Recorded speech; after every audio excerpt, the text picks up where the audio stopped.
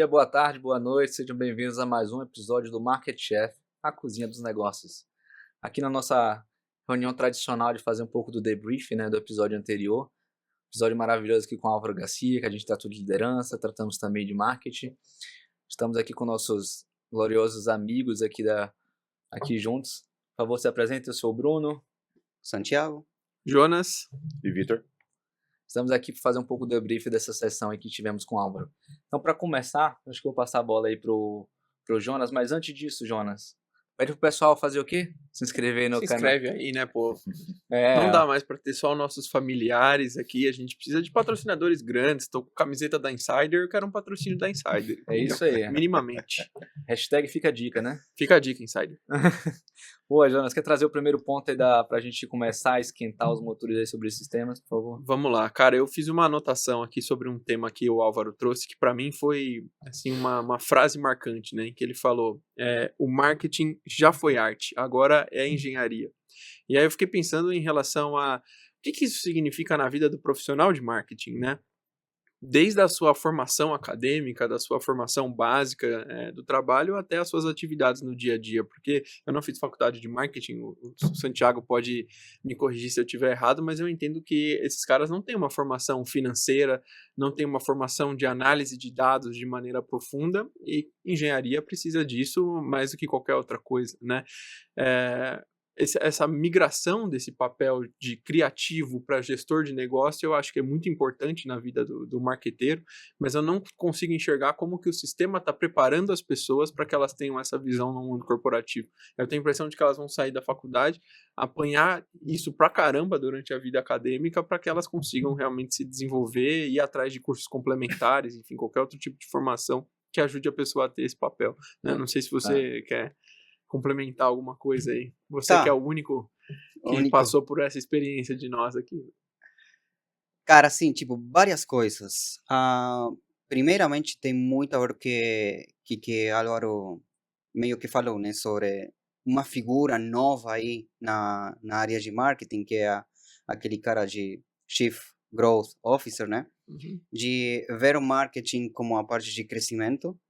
E muitas vezes essa disciplina tem muito a ver com performance, dados. Eu faço isso, tenho sucesso? Não. Experimentos. Que isso é algo que sempre foi um desafio para marketing, ou para a parte mais de comunicação, mais criativa de marketing, tá? Por quê? Porque você fazia uma ação de comunicação e aí os resultados você não conseguia mensurar no ato. Então você via os resultados no médio prazo, talvez longo prazo, né? E aí, com toda a parte de tecnologia, dados e demais, é algo que você consegue ver resultados de forma quase imediata. Então, a parte de engenharia, na minha opinião, vai por esse lado. Começar a enxergar o marketing com algo mais de performance, mais performativo nesse sentido, mais de resultado no curto prazo. E acho que essa seria a parte mais de engenharia, né? Só que na faculdade, quando você estuda marketing, não vê tanto isso, porque você não tem matérias, não tem tópicos de engenharia. Uhum. Mas tem agora as universidades começaram a adaptar tudo que é a parte de carreiras, mais voltados para dados, pesquisas, uso de tecnologia, como por exemplo inteligência artificial, outras plataformas. Alguma parte mais financeira, mas, final de contas, no dia a dia, sobretudo agora com a parte mais de inovação, né, e com a parte de startups, a maioria usam tecnologia. E a maioria são produtos financeiros, ou pelo menos nos últimos anos, né, boom de startups. E aí o marketing, necessariamente, é mais voltado para a parte de performance. E por isso, eu acho que essa frase hoje faz muito sentido. Uhum. E você não encontra nem profissionais, né, do ponto de vista de liderança, para assumir algumas cadeiras nesse sentido.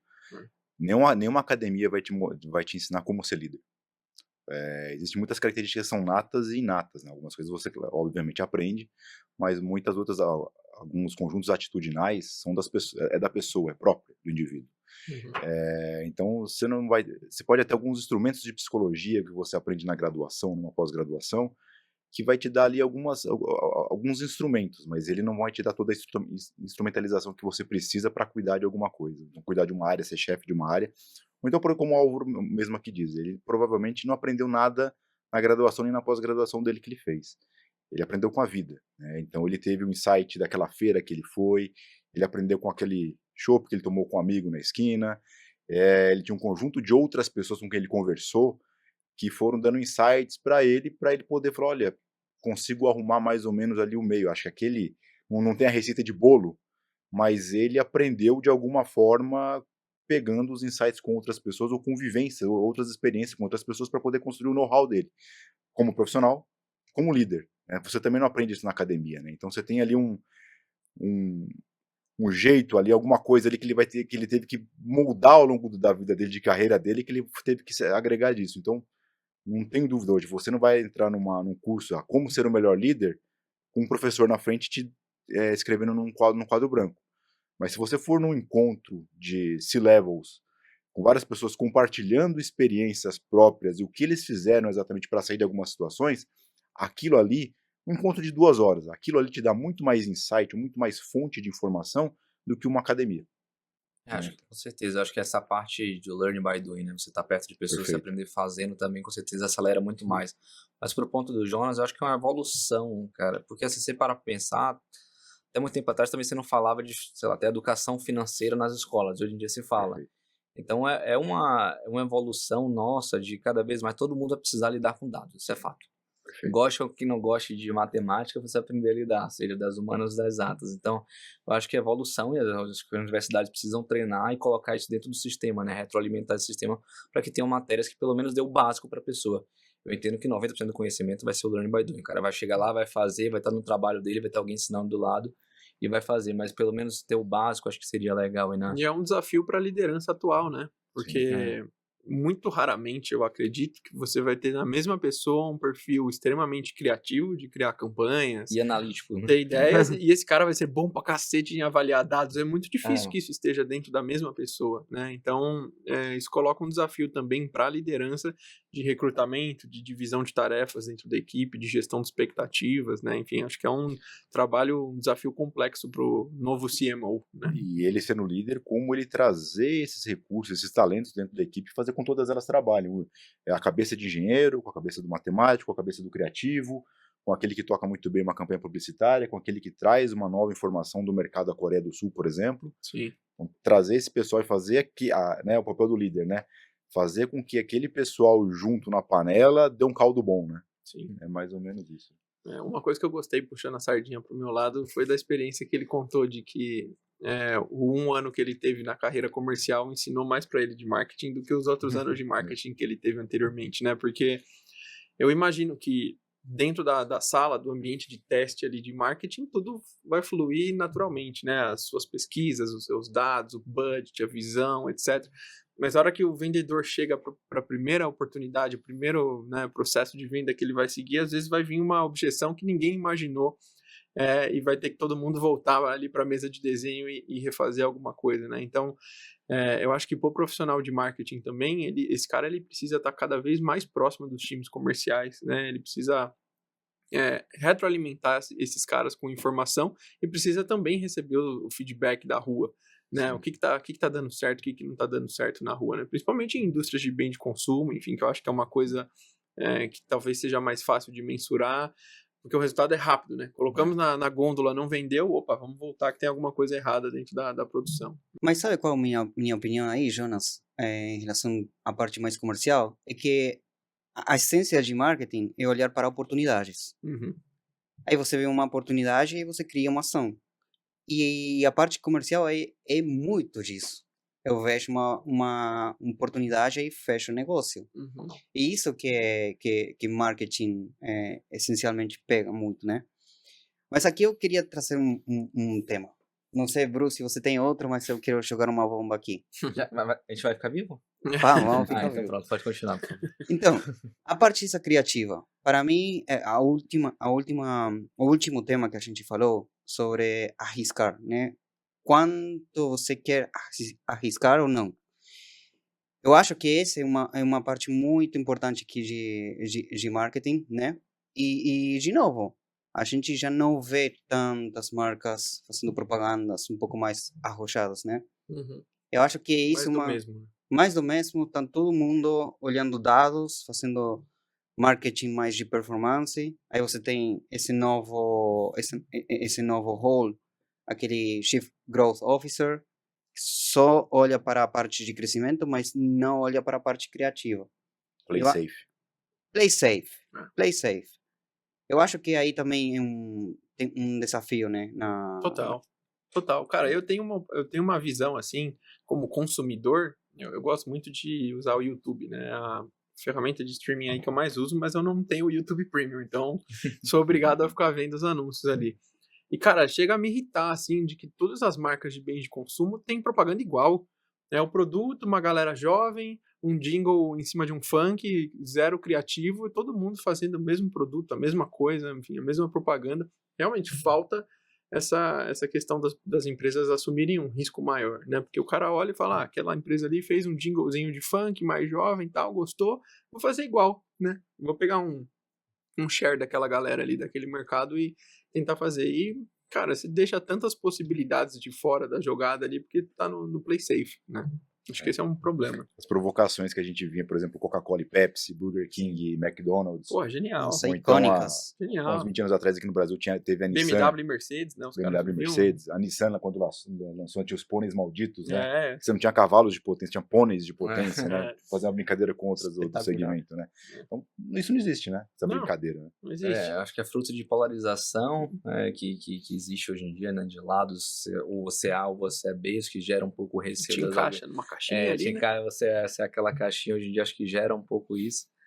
E eu acho que esse cancelamento de internet, né, que vem junto com polarização, se você se posicionar para um lado A ou B, você é completamente cancelado para o outro lado. Então as empresas pensam, beleza, é melhor estar de um lado e só vender para o lado A ou vender para os dois lados e ficar aqui na minha quietinho, sabe? Então É verdade.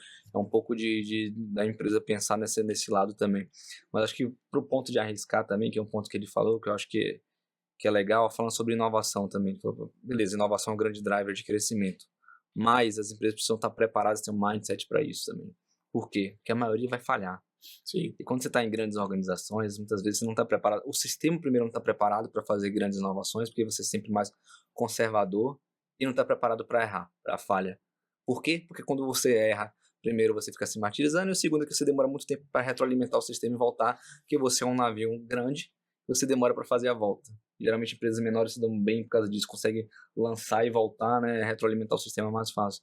Então é isso que acho que para mim também marcou na fala dele, sabe? Como é que você não pode só inovar por inovar, você tem que ter um sistema e organização voltadas para a inovação. Sim. Senão não adianta nada. Você não vai conseguir voltar a retroalimentar o sistema, você saber que você vai errar, que você não vai acertar tudo. Acho que é um ponto também que eu acho que marketing vai drivar muito essa agenda, mas como é que a organização também, inovação não é só marketing que ele falou, que eu acho que isso que é bacana. E a liderança tem um papel muito importante nisso, porque tanto do ponto de vista de marketing quanto comercial, às vezes os caras não estão com muita coragem de trazer inovação, de arriscar uma nova ideia, porque isso pode impactar inclusive o bônus dos caras direto, né? Se você tem uma campanha muito diferente, muito ousada, e você tem uma série de KPIs ali para atender, você fala, pô, cara, eu vou jogar no Play Safe aqui, que aí eu faço 100, 110% do meu número, ganho meu bônus no final do ano e tá beleza, né? Porque a empresa, ela penaliza, né, essa inovação por não te pagar um bônus, alguma coisa financeira, e os cargos de gestão que aprovam sempre estão atrelados a esse tipo de coisa,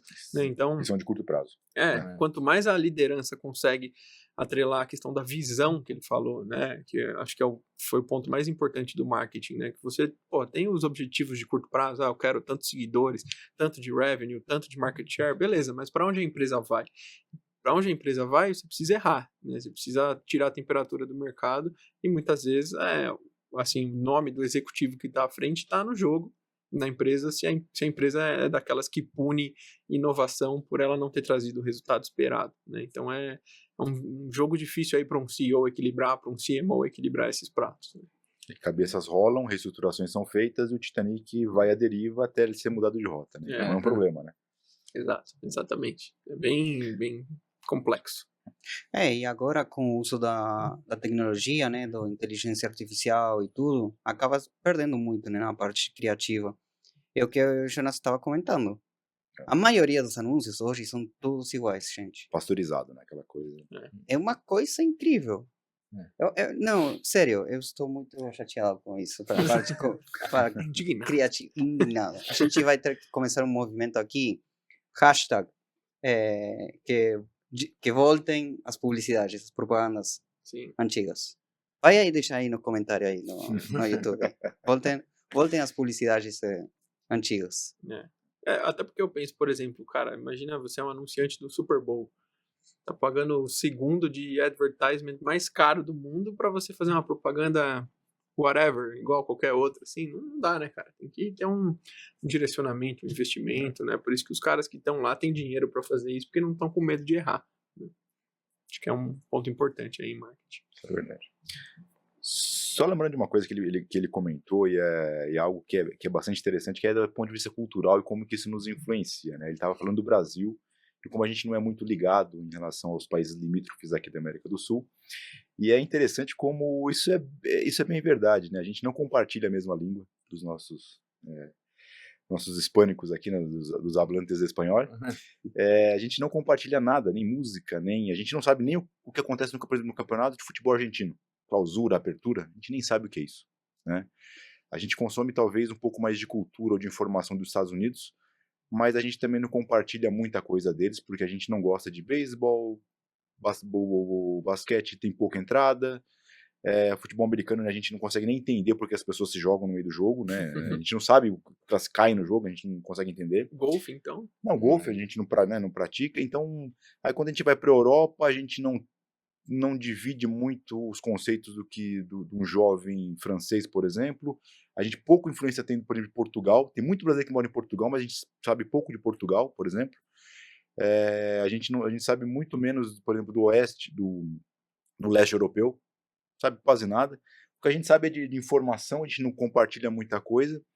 Então a gente não sabe nem quem são. Talvez a gente sabe quem é um outro artista um pouco mais famoso, um outro político um pouco mais famoso. Mas a gente não sabe o nome do presidente do Equador, né? O que está acontecendo na Bolívia, o que é o Suriname. A gente não sabe, a gente não compartilha. O que acontece para cima do canal do Panamá. Tem uma série de países ali, a gente não sabe. Talvez a gente fale uma coisa de Cuba, só isso, mais nada, por causa do regime do Fidel.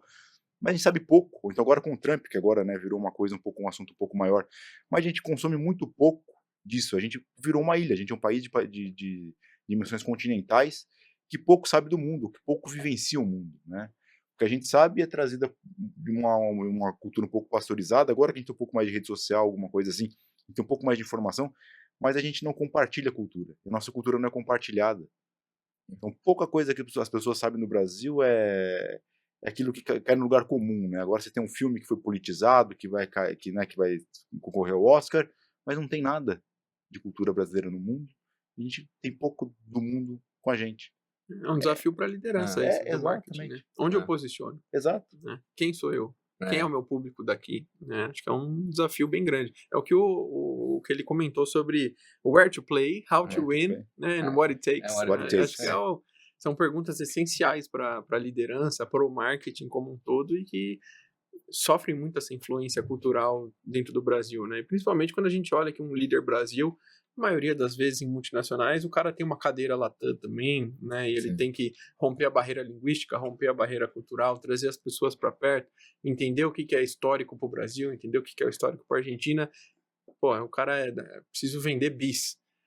Sei lá, quais países que o bis é vendido, mas, cara, como que eu impulsiono vender bis no Brasil? É ao mesmo jeito que eu vou impulsionar vender bis na Argentina? Não sei, entendeu? E esse panorama de visões de marketing é o que eu acho que nenhuma formação vai dar, né, o profissional, nenhuma formação acadêmica, é realmente a vida ensinando, o cara olhando dados e não tendo medo de errar, né, tentando, enfim, mudar essa cultura das empresas e não ter medo de errar. Se colocasse o nome do bis no La Bombonera ia dar certo, será? Será? Não sei. La Bisboneira. La Bisboneira. Nossa, muito da hora. Então, imagina. O argentino gostou aqui, hein? Não, mas assim, deixa eu te falar, eu tenho muito tempo trabalhando aqui no mercado brasileiro antes de começar a morar aqui em São Paulo, então já tinha muito contato. E tipo, cara, o Brasil é gigantesco, é enorme. Sim. Então, esse sempre foi um problema para empresas multinacionais. Quando você tem que tocar a América Latina, então você toca uma parte da América Latina hispano-falante e depois um time dedicado No Brasil. para o Brasil. É isso. Então você tem uma cadeira, sei lá, diretor América Latina e outro diretor do Brasil. E esse diretor do Brasil tem a mesma hierarquia do que o cara que cuida, sei lá, 5 países, tá? 5, 6, 7 países. E na parte mais cultural, em termos de países da América Latina, sei lá, a Argentina tem muita coisa em comum com o Uruguai, por exemplo, aí são mercados bem parecidos. Chile também. Bolívia, Paraguai, Colômbia também tem coisas muito parecidas. Só que quando você vai para o Brasil, é certo o que o Vitor está falando. Outra coisa, é uma parte cultural bem, bem diferenciada.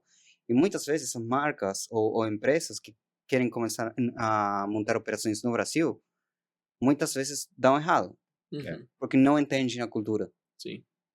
E não acho que seja uma coisa mais do idioma, mas sim uma parte cultural. E Brasil é um mercado enorme, que tem um mercado interno muito forte, então acaba se isolando. Sim. Porque é tão grande o mercado que tem o tamanho de 7 países da América Latina. Sim. E até mesmo a divisão dentro do Brasil, né? Vender qualquer produto em São Paulo é diferente de vender no Sul, Sim. que é diferente de vender no Nordeste, são apelos diferentes, né? Então, A regionalização é super importante aqui no Brasil. exato, né? exatamente. E só dando um exemplo, só puxando aqui para ser bem rápido, eu trabalhei numa empresa espanhola, então a gente tinha um contrato em São Paulo, né, que ia ser extinto, e um outro cliente ia começar em Manaus. Então o diretor da Espanha falou, simples, vamos realocar os profissionais de São Paulo para Manaus. Todo mundo parou na sala, a gente ficou se olhando, eu falei, ele sabe realmente o que a gente está conversando, né? Uhum. Então a gente mostrou, falou assim, esse aqui é o mapa, são 4.000, né, 3.000 quilômetros de distância entre São Paulo e Manaus, as pessoas não vão daqui para cá, né? Está dentro do Brasil, é diferente de Sevilha para Madrid, né? Então é uma outra geografia, né? Ele falou, não, é longe mesmo, né? Eu falei, pois é. É longe mesmo. Né? Então, até mesmo o desconhecimento das dimensões nossas nos traz um outro problema a ser lidado. Né? Mas eu queria finalizar com um ponto que acho que eu queria ouvir a opinião de todo mundo, que é sobre liderança. E um ponto super importante para mim que ele falou, isso ficou marcado sobre liderança / carreira, que ele falou. Quem é dono de minha carreira sou eu. Assim. Sempre pensei assim. Não terceirizo isso pro RH, o RH tem que me mostrar as oportunidades, meu chefe tem que fazer isso aqui. Cara, eu sempre fui o dono. Se eu quiser crescer na minha carreira, eu tenho que tomar as rédeas de minha carreira. Se eu quiser ser um líder grande, eu tenho que drivar isso na minha vida. Vocês falassem um pouco sobre isso, porque pra mim é super claro. Acho que tem muita gente que fica colocando, porque o RH não me presta oportunidade, porque eu não tô sabendo o que tá se passando na organização. Parte de você, da pessoa ser proativa e ir atrás, né? E conseguir melhoria na sua vida, né? Pensando no cargo de liderança. A opinião de vocês sobre isso? Que eu acho que tem muita gente que pensa que RH é o responsável pela carreira e não a pessoa. Acho que é um ponto que ficou marcado também para mim. Vou começar aqui. Eu acho que tem muito sentido o que o Álvaro falou, né? Você é dono da sua própria carreira, você tem que ser muito proativo e eu acho que a maioria das empresas estão procurando uma pessoa proativa que vai além e que é multi-stakeholder, tá? Consegue fazer muitas tarefas ao mesmo tempo, tem um olhar um pouco mais amplo e aí você consegue começar a sua carreira. Mas em termos de liderança e na parte de marketing, na minha experiência como diretor de marketing, tem 2 desafios. Primeiro, logicamente, de alguma forma liderar times, e de outra é saber que você tem que liderar marcas. E aí como que você consegue atrelar a propostas de valor, né, marcas com propósito, né, que a gente muitas vezes fala, e como você lidera categorias. E aí é puxado constantemente o tempo todo para inovar. Eu acho que tem vários pontos, primeiro na parte mais de carreira profissional e depois de liderança dividido em 2, como líder de categoria, líder de marca e líder de times. Pessoas. Beleza, mais algum ponto, time? Quer comentar? Não, pode. Eu Vai tenho na uma frente. visão assim, concordo 100% com ele, né, do que ele falou. Eu vejo que a maioria das pessoas no mundo corporativo, mesmo que elas tenham a capacidade, tenham a formação técnica, realmente falta essa vontade própria de fazer as coisas, né? As pessoas realmente ficam esperando o RH, ficam esperando o chefe. Pô, meu chefe não me dá oportunidade, pô, meu chefe não escuta a minha ideia. Mas elas, assim, me parece ser uma preocupação supérflua. Se elas estivessem realmente preocupadas e comprometidas em mudar isso, elas fariam, né? Ninguém que é CEO nasceu mais especial do que o cara que é o analista. A diferença é que esse cara, ao longo da carreira dele, enxergou a oportunidade, trabalhou, buscou, questionou, né? Ele realmente sentiu a vontade de dar o próximo passo. Tem muita gente que reclama e que não dá o próximo passo porque não vai atrás e fica esperando o RH e fica bravo, quer sair da empresa porque o RH não saiu, não tirou ele da posição de analista júnior para pleno, porque o que ele queria era só o aumento do salário, né, na verdade. Ele não queria o aumento de responsabilidade, né, o aumento de visão do business como um todo. Eu acho que essa é a maior deficiência nas pessoas que ficam paradas ali dentro das suas posições, até mesmo porque, óbvio, né, num contexto em que você tem uma liderança que saiba enxergar, que saiba te jogar responsabilidades para ir te testando, né, ver se você tem capacidade de dar esse próximo passo ou não. Se a pessoa também não é capaz de fazer essa autoanálise, né, de olhar, pô, cara, hoje eu sou o gerente, legal. O que o meu diretor faz? Qual que é o dia a dia do meu diretor? Esse cara ele faz 500 mil reuniões por dia, tem uma responsabilidade absurda, um estresse absurdo. Não adianta olhar só, porra, o meu salário vai sair de tanto para tanto se eu sair de gerente para diretor. Você precisa se preparar para todo o resto do que a cadeira te proporciona, né? E a maioria das pessoas não querem fazer isso.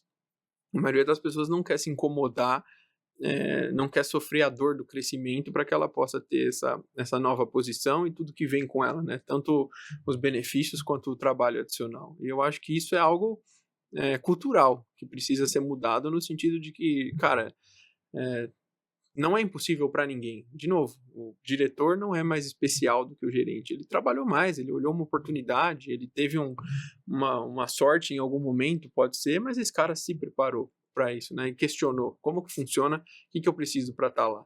Então, eu concordo totalmente com o que ele falou. Quem movimenta a sua carreira é você a partir do momento que você já está agindo como o próximo passo. Quando você já está agindo, eu sou o gerente, já estou agindo como diretor, na hora que surgir a oportunidade, naturalmente você vai ser o diretor, né? Não tem muito o que discutir. Então, acho que, enfim, é bem importante que as pessoas entendam esse recado. E não como uma coisa prepotente no sentido de, não, porra, eu sou bom, eu vou atrás, eu consigo. Não é nada disso, né? Com certeza esse cara quebrou a cara 50 vezes para acertar uma, né? E eu acho que é essa mentalidade de incentivar o erro, né? De incentivar a coragem, incentivar o erro que as pessoas precisam ter e parar de ter medo, né? De medo de crescer. Crescer dói e as pessoas têm que parar de ter medo. Ele traz ali a questão de objetivo e visão, né? Você tem objetivo com aquelas métricas, né, quantificáveis, mas tem a visão, o que de longo prazo você vai alcançar, ou então qual é a ambição que vai te dar o suporte para que os objetivos sejam alcançados. E ele citou também que 80% daquilo que te trouxe naquele cargo não vai ser mais útil. Então vai sobrar 20% dali que te trouxe naquele cargo, naquela posição superior, que vai ser útil para que você continue fazendo. Então você vai ter que desenvolver 80% de outras competências, novas atitudes, para que você continue se desenvolvendo na carreira. E quando a gente olha para a carreira, a gente fala, depende do RH ou não, tem muita coisa que se a gente entender que o nosso cargo, nossa posição, não é na empresa, é no mercado. A gente está no mercado, a gente está na vida. Né? O mais importante poxa, quero virar júnior, pleno, sênior, né? Gerente, supervisor, seja lá o que for, independente do cargo, se você não tiver a oportunidade que você acha que está preparado naquela companhia que você está, O mercado está aí. Está o mercado. Então você não tem que estar bom o suficiente para aquela companhia, para aquela empresa que você está hoje. Você tem que estar bom, preparado para o mercado. O mercado vai te acolher em algum momento, não tem problema. Deu errado, não tem problema. O mercado sempre vai te acolher. Por quê? Porque o mercado ele vai porque o mercado quer bons profissionais, ele quer atingir, as empresas querem atingir os resultados delas, elas querem contar com bons profissionais para que esses resultados sejam atingidos. Então se você está ali, pode ser uma questão até de sorte, né? Poxa, a oportunidade não bateu aqui, tudo bem. Acho que a sorte ela pode definir um pequeno percentual de pessoas que são muito bem-sucedidas. Mas no final do dia a estatística você estava preparado para quando aquela oportunidade apareceu, e aquela oportunidade pode aparecer na empresa do lado, no mesmo prédio, do seu vizinho, do seu amigo, o cara que você foi tomar uma cerveja em algum momento. Então tá ali a oportunidade, né? O seu networking vai fazer aquela oportunidade acontecer. Talvez não seja naquela empresa, não tem problema. Se você tiver em consciência que é o mercado que você está inserido, quais são as competências que aquele mercado precisa e você está preparado para aquilo, acho que não tem problema nenhum. Você não é o RH que vai falar para você até onde você pode ir. Sim. O RH ele vai falar onde você pode ir naquela empresa. E não existe só uma empresa no mundo. Isso é maravilhoso. É aquele ditado, né? Se a sorte te encontrar, que ela te encontre trabalhando. Né? Exato. Senão não adianta de E nada. bem disposto, né? Exato. Muito bem, com a última frase do filósofo Jonas, vamos terminar esse capítulo. Muito obrigado, gente. Nos vemos na próxima. Valeu. Obrigado. Abraço, Tchau. pessoal. Abraço. Tchau.